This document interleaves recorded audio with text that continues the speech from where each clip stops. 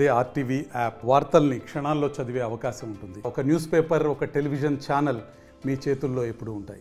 ఉమ్మడి నిజామాబాద్ జిల్లా రాజకీయాల్లో రోజుకో వాతావరణం చోటు చేసుకుంటే ఉమ్మడి నిజామాబాద్ జిల్లాలో చూసుకుంటే ఇటీవల కాలంలో బాన్స్వాడ నియోజకవర్గం నుంచి పోచారం శ్రీనివాసరెడ్డి కాంగ్రెస్ పార్టీలో జాయిన్ అయిన నేపథ్యంలో అక్కడ ఉప ఎన్నిక జరుగుతుందనే ఊహాగానాలు తెరపైకి వచ్చాయి.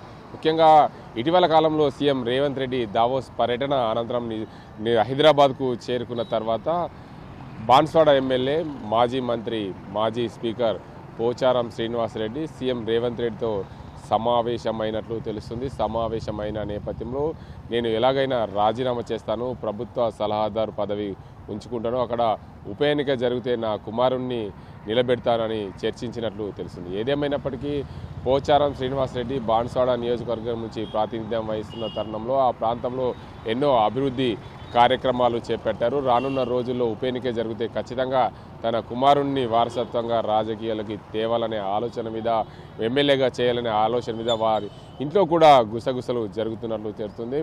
ముఖ్యంగా తాను అధికారంలో ఉన్నప్పుడే తన కుమారుని ఎమ్మెల్యేగా చేసుకోవాలనే చర్చ సాగుతుంది. ఏదేమైనప్పటికీ బాన్స్వాడ నియోజకవర్గంలో పట్టున్న నేతగా ఎన్నో సంవత్సరాలుగా ఆ ప్రాంతం నుంచి ఎమ్మెల్యేగా, మంత్రిగా ప్రాతినిధ్యం వహించిన పోచారం శ్రీనివాసరెడ్డి రాజీనామా చేస్తారా అనే కోణంలో కూడా ఊహాగానాలు భారీగా అందుకున్నాయి. ఏదేమైనా బాన్స్వాడ రాజకీయాల్లో పెను మార్పులు రానున్నాయి. ఎందుకంటే గతంలో బాన్స్వాడ నియోజకవర్గం నుంచి బీఆర్ఎస్ పార్టీ నుంచి పోటీ చేశారు. అంతకుముందు తెలుగుదేశం పార్టీలో పోటీ చేసి గెలుపొందారు. ఎన్నో పర్యాలు మొట్టమొదటిగా బాన్స్వాడ నియోజకవర్గం నుండి ఏదైతే ప్రాతినిధ్యం వహిస్తున్న పోచారం శ్రీనివాసరెడ్డి తన రాజకీయ అరగంటం కాంగ్రెస్ పార్టీ నుంచే వచ్చింది. అందువల్లనే నేను తిరిగి కాంగ్రెస్ పార్టీలో జాయిన్ అయ్యానని చెప్పుకొచ్చారు. కానీ ముఖ్యంగా ఆయన కాంగ్రెస్ పార్టీలో జాయిన్ అయిన అనంతరమే తర్వాత తెలుగుదేశం పార్టీ ఆవిర్భావం ఇచ్చింది. తెలుగుదేశం పార్టీలో ఎమ్మెల్యేగా, మంత్రిగా కొనసాగారు. తర్వాత తెలంగాణ రాష్ట్రం అధికారంలోకి వచ్చిన తర్వాత, తెలంగాణ ఏర్పడిన తర్వాత బీఆర్ఎస్ పార్టీలో జాయిన్ అయ్యారు. 2 పర్యాయాలు ఆ ప్రాంతం నుంచి ఎమ్మెల్యేగా కొనసాగారు, మంత్రిగా, స్పీకర్గా కొనసాగారు. అదేవిధంగా తెలంగాణ రాష్ట్రంలో ఏదైతే అధికారంలోకి వచ్చిన కాంగ్రెస్ పార్టీలో తిరిగి కాంగ్రెస్ పార్టీలో జాయిన్ అయిన పోచారం శ్రీనివాసరెడ్డి తనకు భవిష్యత్తు, రాజకీయ భవిష్యత్తుని ఇచ్చింది కాంగ్రెస్ పార్టీనే అని చాలా సందర్భాల్లో పోచారం శ్రీనివాసరెడ్డి పలు వేదికల మీద అన్న పరిస్థితి నెలకొంది. ఏదేమైనప్పటికీ గత 10 ఏళ్లుగా బీఆర్ఎస్ పార్టీలో అధికారంలో ఉన్న నాకు బాన్స్వాడ నియోజకవర్గం ఎన్నో విధాలుగా అభివృద్ధి చేసుకున్నారు. ఇప్పుడు బాన్స్వాడ నియోజకవర్గం నుంచి ప్రాతినిధ్యం వహిస్తున్న పోచారం శ్రీనివాసరెడ్డి తన వారసుని ఎలాగైనా ఎమ్మెల్యేగా చేయాలనే పట్టుదలతో ఉన్నట్లు తెలుస్తుంది. అందువల్లనే రాజీనామా చేస్తారనే ఊహాగానాలు కూడా భారీగా అందుకున్నాయని చెప్పచ్చు. ఎందుకంటే ప్రస్తుతము బాన్స్వాడ ఎమ్మెల్యేగా కొనసాగుతున్నారు, ప్రభుత్వ సలహాదారుగా కూడా ఉన్నారు. కానీ ప్రభుత్వము ఏదైతే పార్టీ మారిన నేతలకు సంబంధించి ఇటీవల కాలంలో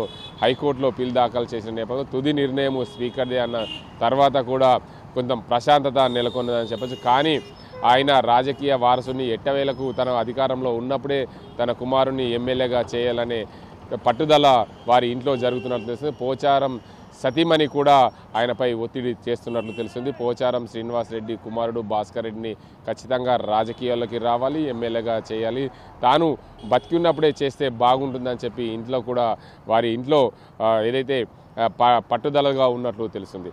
ఏదేమైనప్పటికీ బాన్స్వాడ నియోజకవర్గంలో ఎన్నో వేల కోట్ల అభివృద్ధి చేసుకున్నారు.